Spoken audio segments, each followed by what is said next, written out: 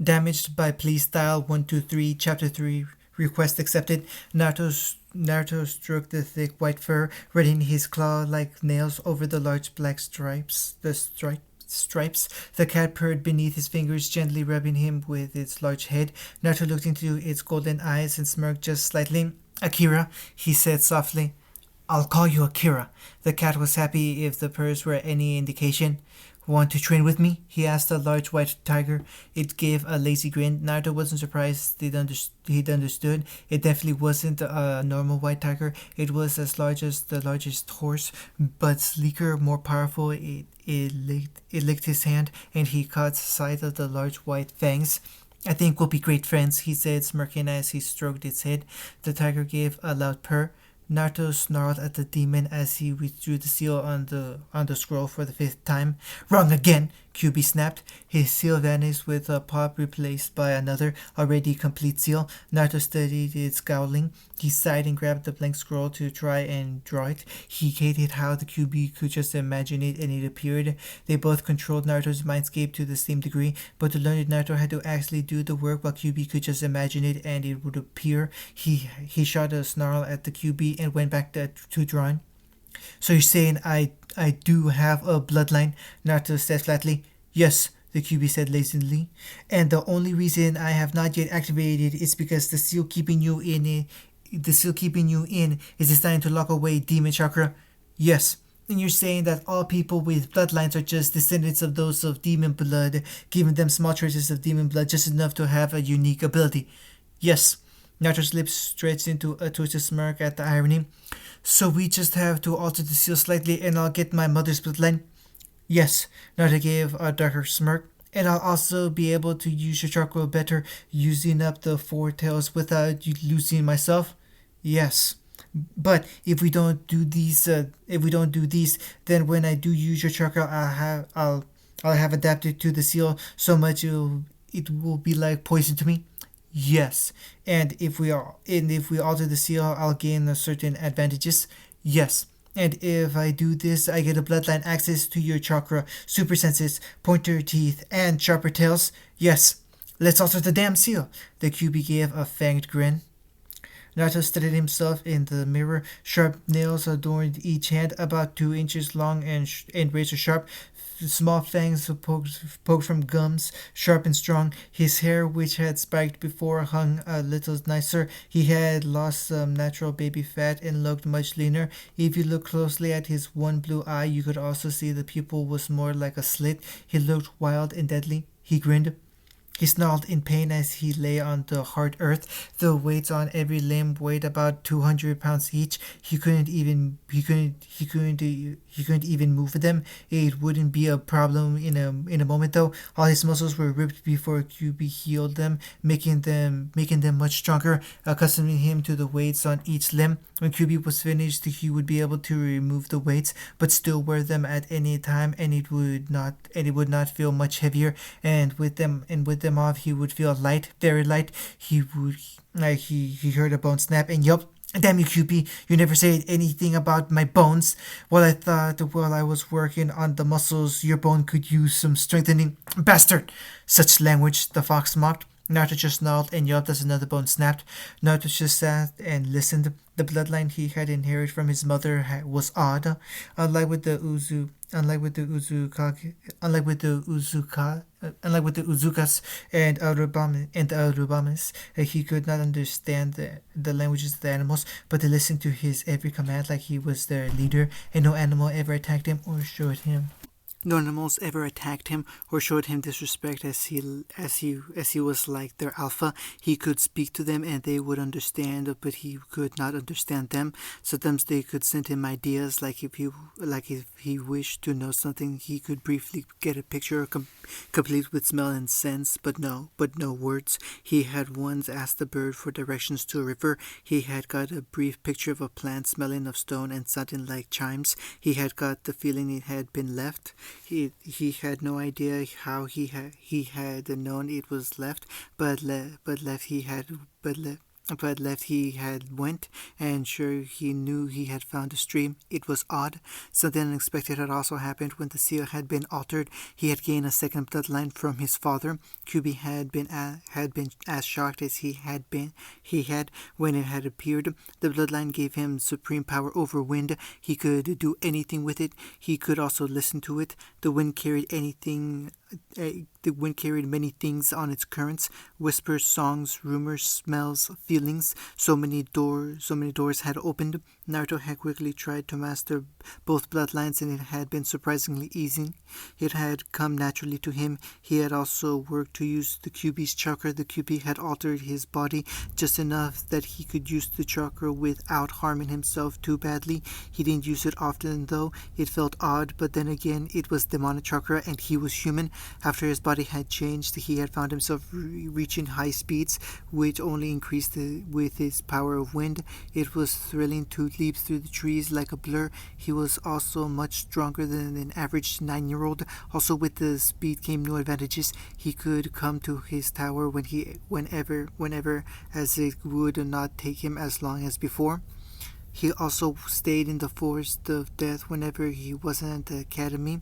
He skipped that as often as he could, also just showing up for the minimal requirement to pass. For that reason, he was the dope. Along with the fact he refused to do any skills in front of the other teachers and students, he wished to keep his abilities a secret. Some had tried to get him expelled for that, but as so many girls and even some boys had such low marks in the physical areas and were still in, they couldn't expel him. The Hokage had also handed over all his parent scrolls, with which there were quite a bit of.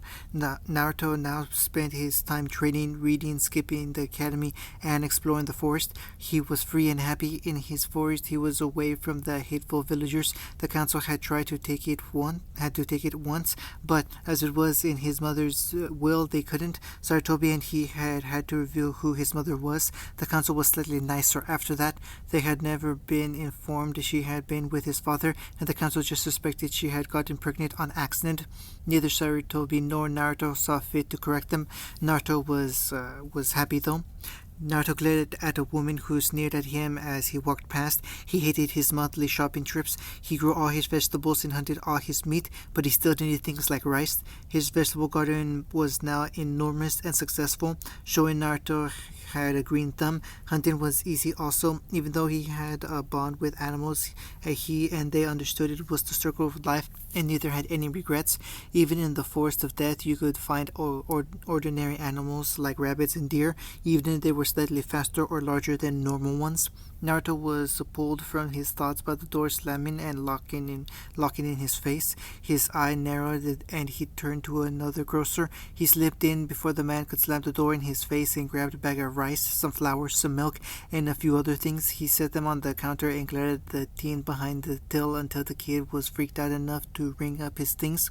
One thing he liked about teenagers were they weren't old enough to know the QB and young enough he could appear intimidating, while children his age were brainwashed against him by their parents. He sent the teen a bland look as he grabbed his bags and walked out the door. As he stepped into the marketplace, he was met by glares. He glared right back, unnerving a few weaker people with the chunk of ice that was his eye. He had just turned down a narrow street when his instincts forced him to duck. A kunai sailed where his head had been. He set his bags down and spun to come face to face with the Chunin. The man had a knife in hand and lashed out at him. Naruto ducked and rolled away, pulling out his own knife. He dodged the third strike and lashed out, catching the Chunin across the chest in the opening of his vest. The man yelped in pain, and Naruto took his distraction to use a burst of speed and get under his guard. He slashed and felt skin meet metal. He calmly stood straight as the man gurgled and fell to the ground dead. His throat slit. Naruto calmly wiped some blood from his cheek and glared at the body. He didn't care that this was his first kill. He was never going to stand for being attacked again, not by anyone in this pathetic village. Naruto felt a slight itch and knew Sarutobi was watching through his glass ball. He had a sixth sense for the thing. He calmly picked up his groceries and started off, knowing the Hokage would take care of it. He just wished to get back to his forest where he had seals to stop the steam orb. Not that he didn't like Sarutobi, but he could also see, but he could already see the face on the old man, wary, regretful, and guilty. He hated making the man feel guilty. Naruto stood slowly, brushing dirt from his pants and hands as he gave Sarutobi a small smile. "Hello, Gigi," he said. Sarutobi smiled at him, looking over his garden. "Quite impressive, Naruto." Naruto ducked his head as acknowledgement. Then the man smiled and held up a small apple tree. I bought it on the way here." Naruto took it gently and set it somewhere safe for the moment. Then he led the Hokage into the tower towards his living room. As they arrived, Sarutobi sat down on one of the couches as Naruto went to grab some tea. When he returned, he found the Hokage surveying the yard and trees out his window. Naruto set the tea down, and Sarutobi joined him. The old man sipped at his tea and blinked. "It's delicious. What kind is this?" "It's something in the forest I found that makes good tea." Naruto smirked. The man just chuckled and sipped some more. "I'll send some back with you if you like." Sarutobi gave a nod, and there was a moment of silence as they drank. Finally, Sarutobi sighed. "I came to talk, Naruto." Naruto nodded. Sarutobi usually came for a visit every month, but it was an odd time as he would usually be working about now. "I think it's great you're happy, but I was wondering if you're lonely." "I have the animals," Naruto said as he swirled his tea. "No human friends?" "Iruka." The Hokage gave him a sad smile. "Have you tried to make friends with the other students?" "They're already against me. They still see me as the loud, obnoxious dope. I am not any of those anymore. I'm strong, smarter, but they don't see that," Naruto said simply. There was a moment of awkward silence. "I'm sorry," Sarutobi whispered. Naruto knew what he was talking about and fingered the eye patch.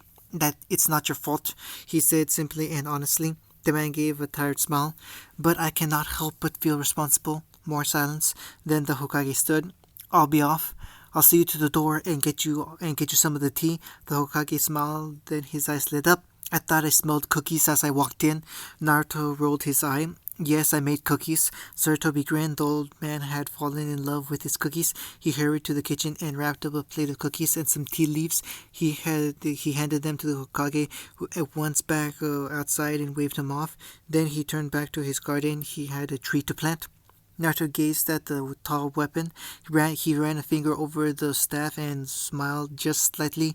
The wooden staff was about as tall as he was. The bottom of the staff had a small diamond spear welded on. The top had a large foot and a half-tall piece of sharp metal. It looked like the metal had been shaped like a leaf as it was flat and shaped like one. It looked deadly though. "I'll take it," he said. The weaponsmith just gave a nod and rung it up along with the other weapons. He was neutral to Naruto, not caring for him at all, meaning he wouldn't save him, but he wouldn't attack him. Naruto liked that attitude. He grabbed his new weapons and with a mock salute walked out the door smirking. Naruto was gathering some herbs and plants in a clearing in his forest when an Anbu dropped into the clearing. Naruto felt a shiver go through his body and warily stood, looking at the man with suspicion. "Did the Hokage send you?" "No," the man said bluntly. He took a step forward and Naruto took one back. "I'm here to kill you, demon."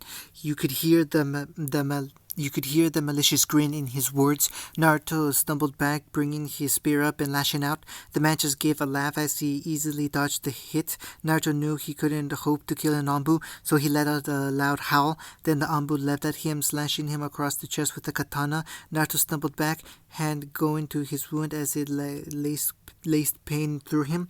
Then the Anbu stabbed the knife through his chest. Naruto froze before he fell to his knees and coughed harshly. The man above him gave a delighted laugh. "Take that, demon," he chuckled. Naruto glared up at him, eye changing red as the whisker marks darkened. The man took a quick step back. "I knew you were the demon. Once that the Hokage, he'll see his mistake," the man said harshly. Just at that moment, a wolf about as tall as the Anbu himself pounced on the man. The Anbu screamed only once before the grey wolf ripped his throat out. Naruto just weakly pulled the sword out of his chest as Kyuubi healed him. He panted on his knees as he waited for the wound to heal. The wound right through him healed fastest, but the slash was slower. He stumbled to his feet after a moment and used his staff as a prop. He moved to the Anbu and the wolf stepped aside so he could strip the man of his weapon. After that was finished, the wolf tore into him, ignoring even his clothes. Naruto just turned and hobbled back to his tower. Naruto stroked the bird on his arm and tied the letter to its leg. "Take this to the large red building in the village," he said. The village gave a brief chirp before taking off. Naruto watched it and snarled. He had been too trusting. He shouldn't have trusted anyone other than the Hokage. He would fix that mistake, though. He had ordered all the animals in the forest to attack anyone other than the Hokage. Few would get out alive. He gave a dark smirk and whispered softly to the bear beside him on a few ideas on how to deal with intruders. The Hokage gazed sadly at the letter as he dismissed the small bird. He raised weary eyes at the gaze of the two clan heads in his office. Yes, Tsumi, Shibi, he asked. They shifted slightly when he looked so tired and sad he could make anyone feel guilt. "Well, Hokage-sama, our clan animals are acting odd," Tsunami said. Sarutobi nodded. "All our dogs are off found looking to the west, and they never go within a kilometer of the forest of death, like they know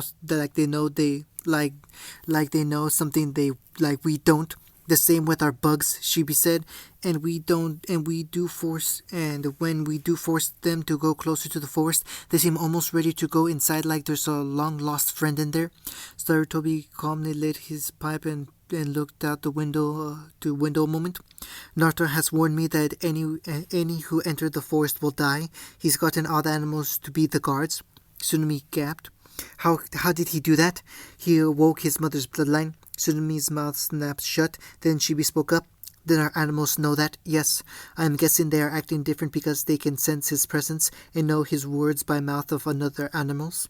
There was a moment of silence. "Thank you for seeing us, Hokage-sama," Tsunami said. She looked deep in thought as she bowed and left. Shibi followed her silently, and Sarutobi just sighed deeply. Naruto rolled the flute over in his hand. It wasn't really a flute, it was clay whistle. It was a hollow oval with a few holes. When you blew in it only made a few sounds, all which sounded like the hoots of owls. Naruto just liked the sound. It was peaceful, calm, soothing. It was also nice on his ears. He smiled just slightly, blew gently.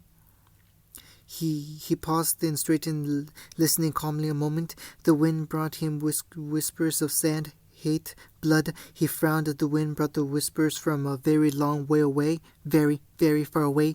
Then a small breeze interrupted the wind and brought the whispers of feet. He turned around in time to see Sarutobi step into the clearing. He went to greet the old man when another whisper brushed his ear. He paused and tilted his head, listening. It brought pictures of an Ambu. He smelled the smell of bears and the sounds of screaming. He gave a soft smirk and turned back to the Hokage, who was watching him closely. "What were you listening to, Naruto?" "The wind," he said easily as the breeze tugged at his clothes. The man almost choked on his pipe. He hadn't known about that bloodline. "You got your father's bloodline?" Naruto gave a single nod. Sarutobi gave a brief sigh, then held out a bundle of papers. "Your request has been accepted." Naruto smiled.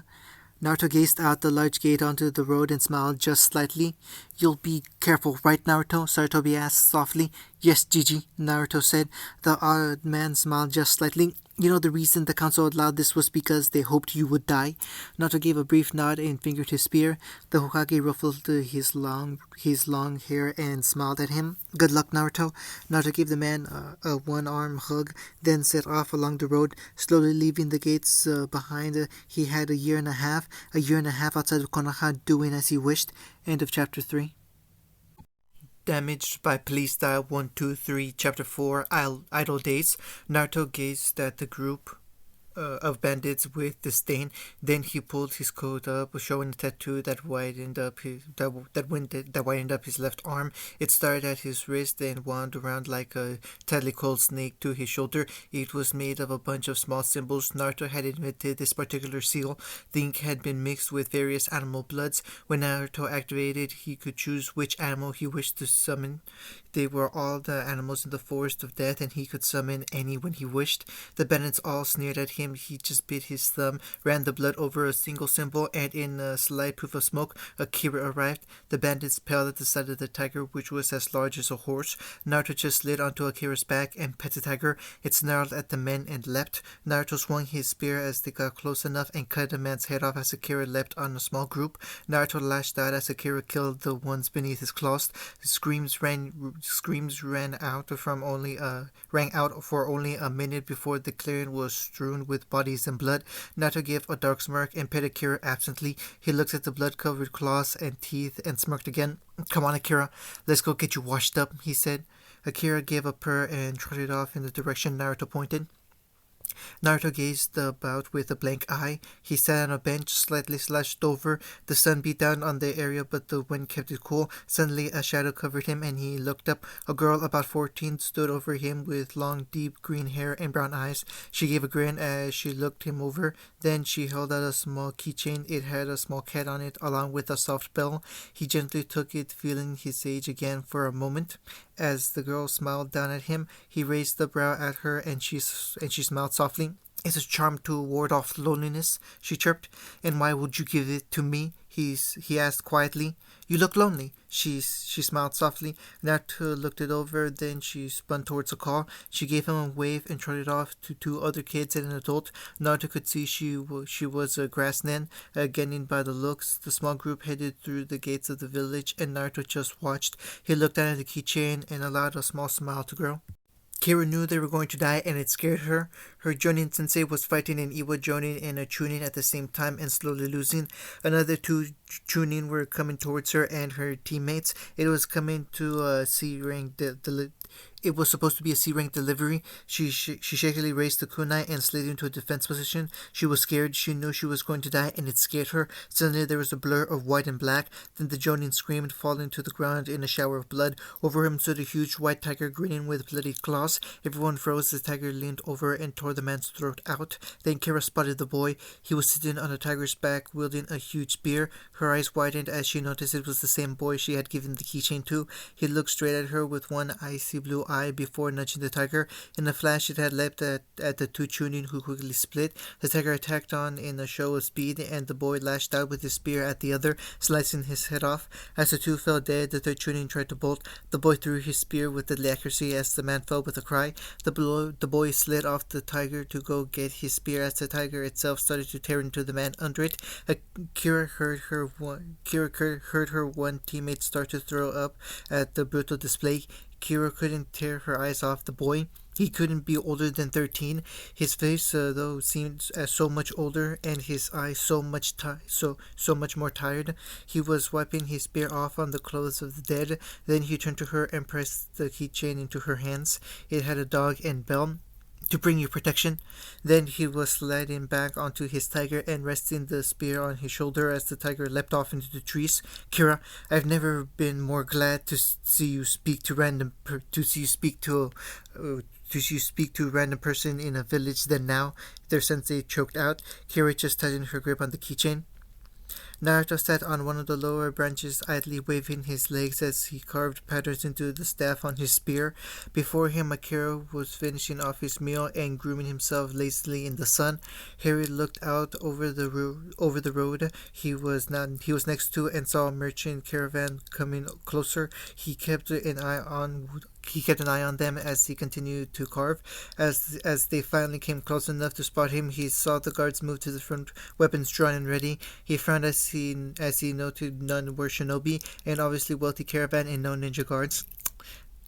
As they finally reached him, a merchant who looked in charge, 10 guards, and an old man stepped forward. Naruto effortlessly dropped from the tree next to Akira, who just crunched the bone in his teeth. They probably made an intimidating scene. A rare white tiger larger than a horse, with fangs glistening with blood from the corpse in front of it, and a boy with one ice blue eye, whisker marks, wearing an odd outfit and carrying a spear larger than himself. The old man stepped forward, and Naruto tilted his head just slightly, making the beads in his hair clatter. He had found some interesting glass beads in the last village and wound a few in his hair. His hair, now falling a foot past his shoulders, was braided, the braid kept together by a green metal metal clasp with two long clacks hanging in front as bags. Mighty Akuma, the old man bowed. Naruto's lips quirked. The man thought he was a demon. Will you please allow us passage through these woods? Naruto quirked his lips again. Indeed, they were just past the edge of the trees. They were also right in front of a forked road. Naruto was blocking the right path. The left was open. The guards besides the two were warily eyeing his weapon and Tiger with disdain, fear, and skeptic looks. The man beside the old man fidgeted with a frown. He didn't seem to believe Naruto was dangerous. The old were wise, though. At least most were. You may pass through the forest, Naruto said easily, but take the left path. The old man gave a nod and looked ready to agree, but the merchant stepped forward, glaring. The route will take us 2 extra days, and who are you to tell us what to do, insolent child? Did the man think Akira and his spear were fake? Fool, son, just leave it be. Listen to the Akuma, the old man said softly, soothingly grasping the man's arm. There is no such thing as Akuma. This is just some brat playing with us. It's some baby ninja trick of illusion. The man sneered disrespectfully at his father, shaking his father off his arm. The old man stumbled, and before anyone could blink, Naruto had vanished. The guards' tensed weapons raised. Are you okay? They all spun to find Naruto gently holding the old man's arm to steady him, right inside the circle of guards. The guards spun but shifted nervously. Even the merchant didn't look so sure. Thank you, Akuma, the old man said softly. Naruto gave a calm smile. The merchant snarled again and looked to his guards. Kill him so we can be on our way. They leapt forward. Naruto vanished with the old man to reappear next to the tiger. He steadied the old man, then leapt at the charging guards. In the blink of an eye, they were on the ground, unconscious, or with the wind knocked from them. Naruto looked up with glinting eyes. I have been calm, but you are trying my patience, fool, he hissed at the merchant. Then he vanished, reappearing next to the merchant. He gripped the man's chin, pulling him so he was eye level with Naruto. The man just stared wide-eyed into the one blue eye. Naruto gave a dark smirk. And there are such things things as Akuma, he whispered. He focused some of Kyuubi's chakra to his face, making his eyes burn red, his fangs grow, and his whisker marks thicken. The man stared at him in terror before Naruto cut the chakra off and pulled back. He strode back to the old man, who gazed at him calmly. May I ask, Akuma, why we cannot take the right path? Naruto gave a small smirk. There's a group of bandits waiting to ambush you 200 meters down the road. Everyone who heard pulled back in surprise. How do you know? Someone ventured. Naruto waved absently to the corpse in front of Akira. That's their sentry. They all cringed back except the old man, who bowed to him. Thank you, Akuma. Naruto gave a quirk of his lips. Then the old man scurried back to the caravan and rooted through a wagon. He came back a moment later with a small makeshift bag. He handed it to Naruto, bowing. Naruto took it, untying the bandaged bag. Inside were some more beads, some made of glass, and even a few silver ones, along with valuable coins and a silver chain. There were also a couple of sticks of candy. Many people believe demons like sugar. Naruto gave a grin and tucked the thing swiftly in his coat and stuffed the forest green silk bandana up his sleeve. As he did so, his coat pulled up slightly, showing the beginning of his tattoo. The old man gasped as he saw the spiraling seal tattoos. Seals, the old man gasped. Naruto gave a fanged grin, then he whistled. Akira lazily stood, making some people pull back. Naruto's respect for the old man grew as he saw him neither flinch or wince as the tiger walked right up to them. Naruto swung onto its back and looked over the group. Take the left. I shall make sure the bandits do not bother you. Good fortune, old man.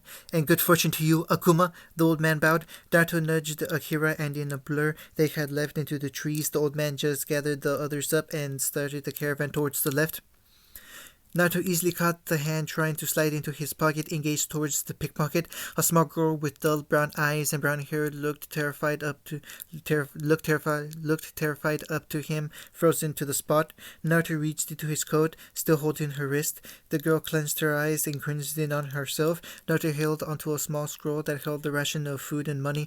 After a moment, she opened her eyes and blinked at the offered scroll.